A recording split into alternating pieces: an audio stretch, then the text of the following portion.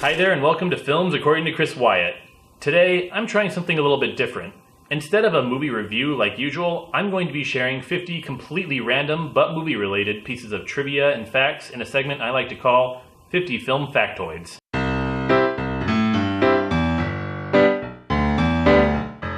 The Academy Awards have 5 different Oscars that comprise what's known as the Big Five. They're the awards for Best Picture, Best Director, Best Lead Actor, Best Lead Actress, and Best Screenplay, either adapted or original.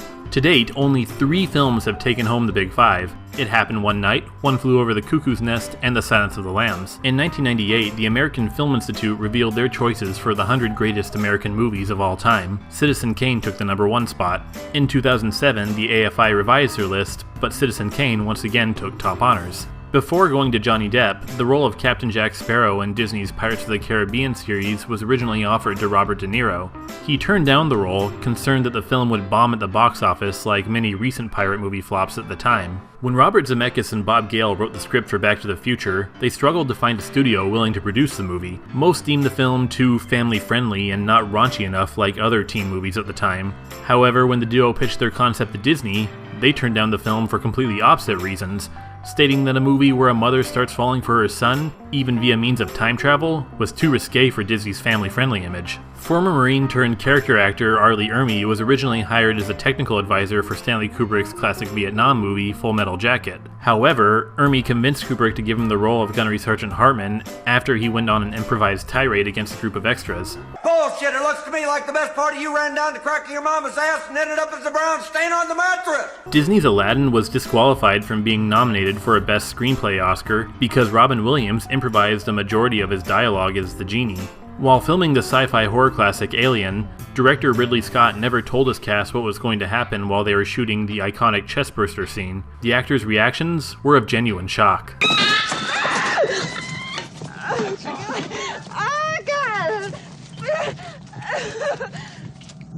Before going to Keanu Reeves, the role of Neo in The Matrix was originally offered to Will Smith. He turned it down to make Wild Wild West instead. He made a similar decision years later when he turned down the role of Django in Quentin Tarantino's Django Unchained to star in M. Night Shyamalan's After Earth. Well, we all make mistakes. While filming the 2003 film Seabiscuit, actor Tobey Maguire injured his back. Because of this, he was nearly forced to step down as Spider-Man in the 2004 sequel Spider-Man 2.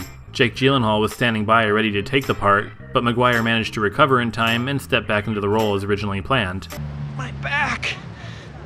Oh, my back! Speaking of Jake Gyllenhaal and superheroes, he also auditioned for the part of Batman for Christopher Nolan's Batman Begins. The role went to Christian Bale instead. And oddly enough, Christian Bale had previously auditioned for the role of Robin in Joel Schumacher's Batman Forever, but that part went to Chris O'Donnell. The first ever live-action feature film based on a video game was 1993's Super Mario Bros. Despite the hype and popularity of the games, the movie was a box office flop, panned by critics and audiences, and was a miserable experience for the cast and crew that worked on the film. It has, however, managed to gain a modest cult following in recent years. Muppet pioneer Jim Henson was George Lucas's first choice to do the puppetry work and voice for Yoda in The Empire Strikes Back. Henson declined, but his fellow Muppeteer Frank Oz ended up taking the role instead. Singer-actress Courtney Love once claimed that she and Nirvana frontman Kurt Cobain were Quentin Tarantino's first choices for the roles of Lance and Jody in Pulp Fiction. Tarantino, however, has vehemently denied this.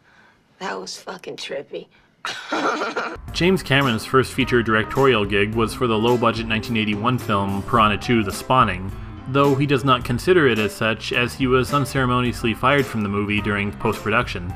He has, however, gained a sense of humor toward it over the years, jokingly calling it the finest flying piranha film ever made. Sylvester Stallone has become somewhat well known for his brash opinion on his own less than successful films. He called Stop or My Mom Will Shoot his worst movie, stating that it was maybe one of the worst films in the entire solar system, including alien productions we've never seen. In order to get an authentic, fearful reaction from Drew Barrymore while filming Scream, director Wes Craven told stories of animal abuse to the keen, animal-loving actress. Orson Welles heavily campaigned for the role of Don Vito Corleone in The Godfather, but director Francis Ford Coppola, despite being a huge fan of Welles, reluctantly turned him down as he was set on Marlon Brando for the part.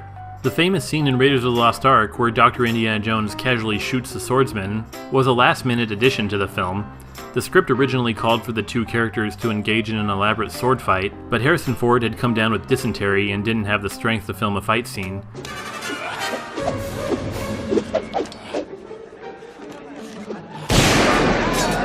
Liam Neeson agreed to the role of Qui-Gon Jinn for Star Wars The Phantom Menace without ever reading the script. Ian McKellen, an openly gay actor, closely worked with the screenwriters of the second X-Men film for the scene where Bobby Drake, aka Iceman, reveals his mutant abilities to his family, in order for the scene to feel like an authentic coming-out moment. Maud Adams is the only actress to play a Bond girl in more than one James Bond movie. She played the part of Andrea in The Man with the Golden Gun, and the role of Octopussy in the film of the same name. She also appeared as an extra in A View to a Kill, but wasn't credited for that part. While filming the 1976 horror classic, Carrie, actress Piper Laurie initially thought the film was a comedy due to how over-the-top she was being directed to act. While filming Planet of the Apes, all of the actors and extras in ape makeup were instructed to leave their masks on even during filming breaks due to how long the makeup took to apply.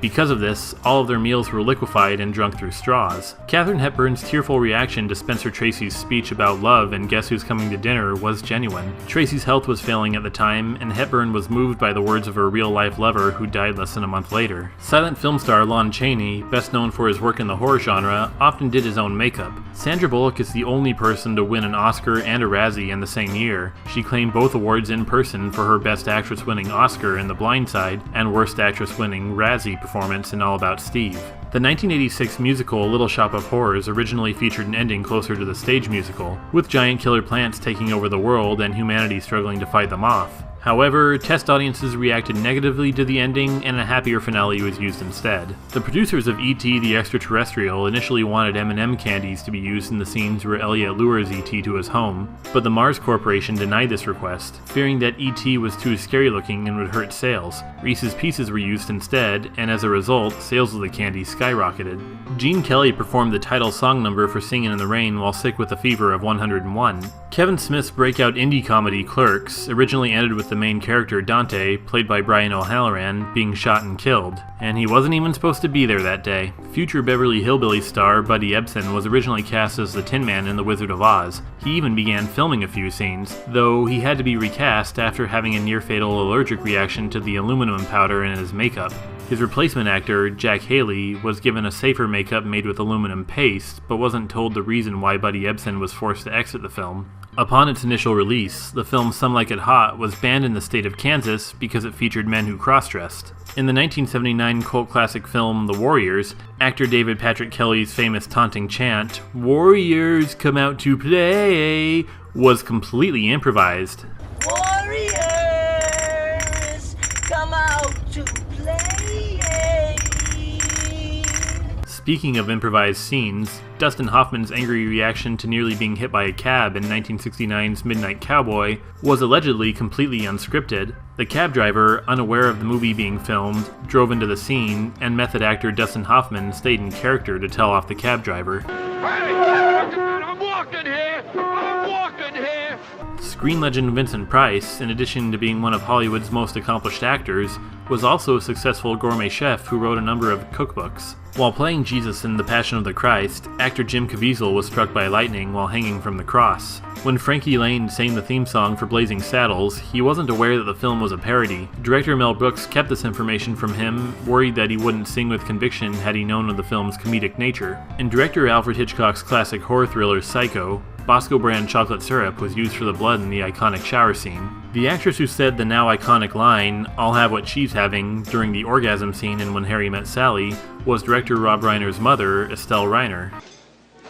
I'll have what she's having.